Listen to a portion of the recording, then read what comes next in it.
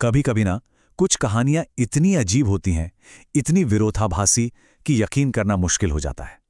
आज हम एक ऐसे ही इंसान की कहानी की गहराई में उतरने वाले हैं। ये कहानी है महान लेखक शरत चंद्र चट्टोपाध्याय की, जैसा कि विष्णु प्रभाकर की जबरदस्त जीवनी आवारा मसीहा में बताई गई है। मतलब एक ऐसा इंसान जिसे कुछ लोग संत मानते थे और कुछ पापी। इस किताब का नाम ही देखिए, आवारा मसीहा। ये अपने आप में ही एक पहेली है।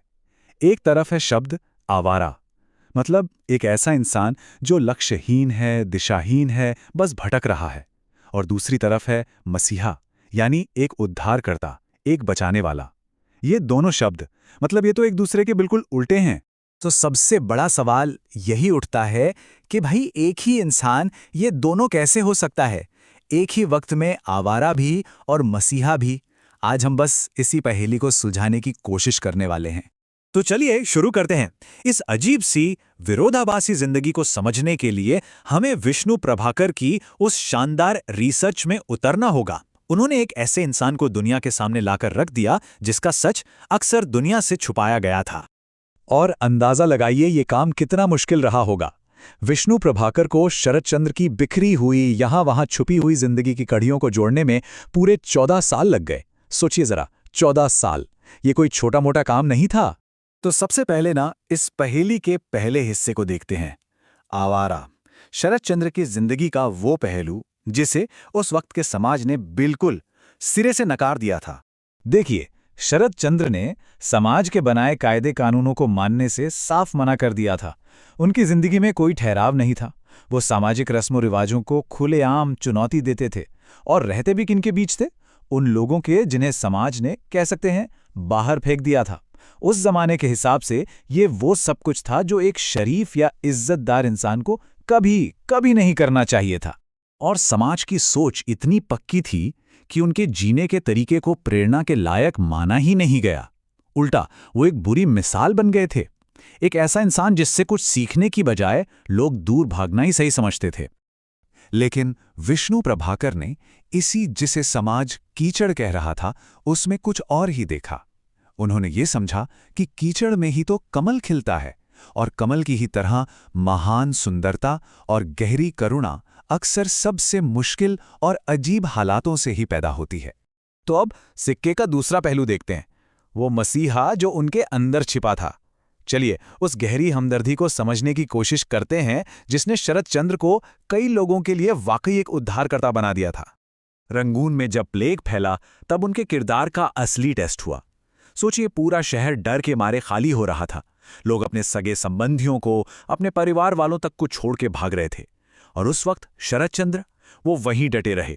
बिना किसी स्वार्थ के उन्होंने बीमारों की सेवा की, उन अजनबियों को दवा दी, हिम्मत दी जिन्हें सबने मरने के लिए छोड़ दिया था। और ये कोई एक बार की बात नहीं थी, ये तो उनकी फितरत थी। एक बार तो एक विधवा को कुछ लोगों से बचाने के चक्कर में उन्हें इतनी बुरी तरह पीटा गया कि उनका चेहरा पहचान में नहीं आ रहा था। मतलब दूसरों को बचाने के लिए वो किसी भी हद तक जा सकते थे, फिर चाहे उन्हें कोई भी कीमत क्यों ना चुकानी पड़े। उनकी हमदर्दी ना समाज के बनाए दायरों में बंधी नहीं थी। अपराधी हों, समाज से निकाले हुए लोग हों या फिर आवारा कुत्ते, वो सब में इंसानियत देखते थे। उनका मानना था कि सबसे बड़ा धर्म इंसानियत ही है। कई बार तो वो अपना खाना आवारा कुत्तों को खिला देते थे, भले ही उसके बाद उन्हें खुद भूखा क्यों ना रहना पड़े। तो अब सवाल यह है कि ये दोनों हिस्से, ये आवारा और ये मसीहा, एक साथ कैसे फिट होते हैं? कैसे एक घुमक्कड़ की जिंदगी ने एक लेखक की आवाज को इतनी जबरदस्त ताकत दी? इसका जवाब मिलता है उनकी लिखाई में। क्योंकि वो समाज के नियमों से बाहर खड़े थे, इसलिए वो समाज के अंदर के अन्याय को, उसके पाखंड को बहुत साफ साफ देख पा रहे थे।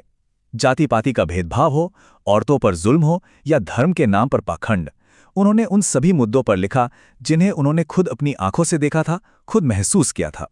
और इसीलिए उनके काम में एक ऐसी कच्ची, बेखौफ सच्चाई है जो दिल को छू जाती है। सीधी सी बात है, उनकी कला उनके अपने दर्द से, उनकी अपनी तकलीफों से जन्मी थी। उनका खुद का दुख ही वो चश्मा बन गया जिससे वो दूसरों के दुख को इतनी गहराई से देख पाए और फिर उसे अपनी कहानियों में उतार पाए। तो अब देखते हैं कि विष्णु प्रभाकर ने इस पूरी कहानी को, इस विरासत को हमारे सामने कैसे रखा है। उन्होंने इस पूरी जीवनी को 3 हिस्सों में बांटा है।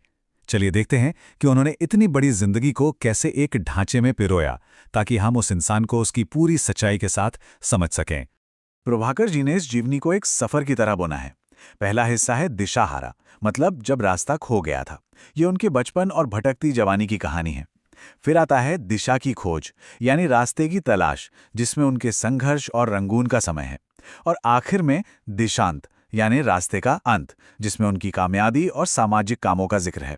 ये पूरा स्ट्रक्चर हमें दिखाता है कि कैसे एक बेचैन नौजवान धीरे धीरे एक मकसद वाला लेखक बना। और एक बात समझना बहुत जरूरी है, विष्णु प्रभाकर का मकसद शरद चंद्र को कोई हीरो या विलन बनाना नहीं था। नहीं, उनका लक्ष्य था उस इंसान को उसकी पूरी सच्चाई के साथ दिखाना, जिसमें उसकी अच्छाइयां भी थीं और कमियां भी, एक असली इंसान। और उनके मसीहा वाले पहलू का सार इस एक लाइन में है जो शरदचंद्र ने खुद कही थी, मैं जीवन भर अन्याय के विरुद्ध लड़ूंगा, मैं कभी कोई छोटा काम नहीं करूंगा। बस यही वो सिद्धांत था जो उनके आवारा जीवन को भी दिशा दे रहा था। तो आखिर में हम ये कह सकते हैं कि असल में कोई विरोधाभास था ही नहीं। शरदचंद्र आवारा थे क्योंकि वो मसीहा थे, और वो मसीहा थे क्योंकि वो आवारा थे। उनके भटकते हुए जीवन ने ही उन्हें वो अन्याय दिखाया जिसके खिलाफ उन्हें लड़ना था, और उनकी हमदर्दी ने ही उन्हें उन लोगों की आवाज बनाया जिनकी कोई नहीं सुनता था। ये दोनों चीजें एक दूसरे से अलग थी ही नहीं, एक ही सिक्के के दो पहलू थे। और ये कहानी हमें एक बहुत बड़े सवाल के साथ छोड़ जाती है कि किसी भी इंसान को समाज के लगाए हुए लेबलों से हटकर उसकी पूरी सच्चाई में देखने के लिए आखिर क्या चाहिए। आवारा, नीच, महान, इन सब शब्दों से परे जाकर उस इंसान को समझना कितना जरूरी है जो अपनी अच्छाई और बुराई के साथ अपनी उलझनों में ही पूरा होता है।